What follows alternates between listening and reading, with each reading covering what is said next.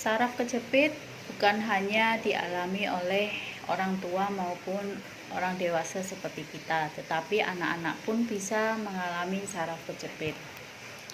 Hal itu dikarenakan serabut saraf yang terjepit oleh bantalan tulang maupun otot. Lalu apa sih penyebab anak-anak bisa terkena saraf kejepit? Yaitu yang pertama adalah kesalahan pada posisi duduk. Kemudian yang kedua, mengangkat tas yang salah dengan cara diselempang ataupun dicantol. Kemudian yang ketiga, menunduk terlalu lama sehingga leher mengalami peradangan. Yang keempat tentunya cedera. Dikarenakan cedera misalnya jatuh kemudian dalam posisi duduk. Apakah saraf kejepit itu hanya di bagian pinggang saja? Ternyata tidak. Saraf kejepit itu bisa terjadi di seluruh tubuh kita, karena di seluruh tubuh kita ini ada saraf-saraf. Tetapi yang sering mengalami saraf kejepit itu adalah di bagian leher dan bagian pinggang, karena kedua bagian ini yang sering kita gunakan. Lalu bagaimana sih caranya pencegahan supaya tidak terjadi saraf kejepit ini? Yang pertama adalah aturlah posisi pada saat duduk dengan benar, kemudian mengangkat tas dengan benar, dan nonton HP dengan cara menunduk itu tidak diperbolehkan.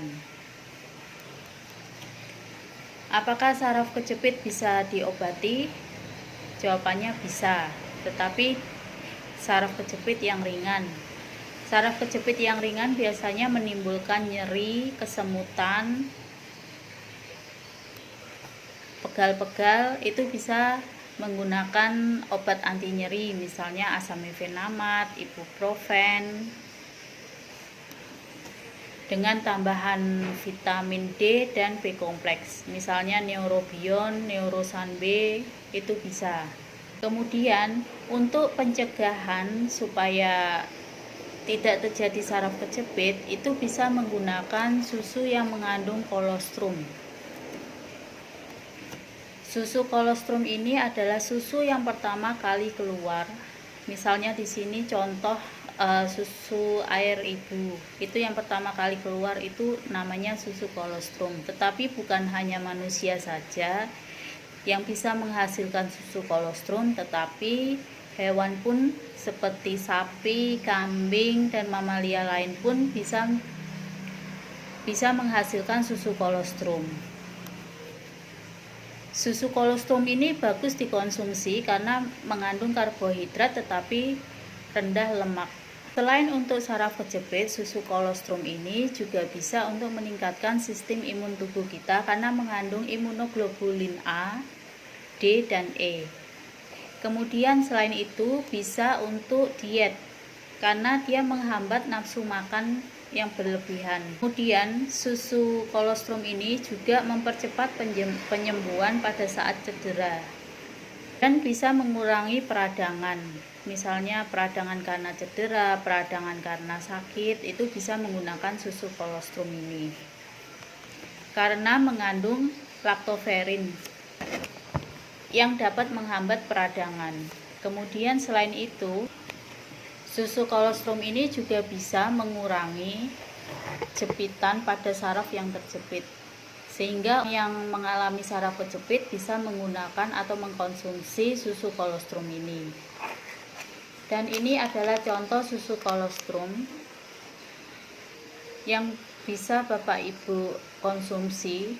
Bukan hanya orang dewasa saja, tetapi anak pun bisa mengkonsumsi ini. Untuk ibu hamil pun aman mengkonsumsi ini karena banyak mengandung vitamin, misalnya vitamin A, vitamin B kompleks, kemudian kalsium juga. Nah, sebentar lagi saya akan mendemokan cara pemakaian susu kolostrum ini yang benar. Untuk satu saset ini beratnya adalah 15 gram. Kemudian untuk cara minumnya, hitung. Untuk airnya adalah 150 cc, hangat-hangat kuku Bapak Ibu. Kemudian kita tuang sedikit-sedikit ya Bapak Ibu, supaya susu skimnya ini, susu kolostrumnya ini larut sempurna.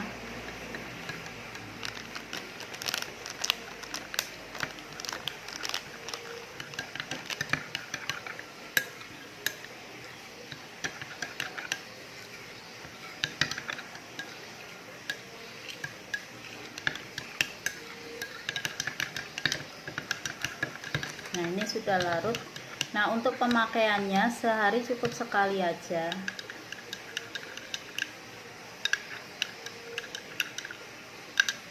Ini sekarang sudah jadi, tinggal diminum aja Bapak Ibu.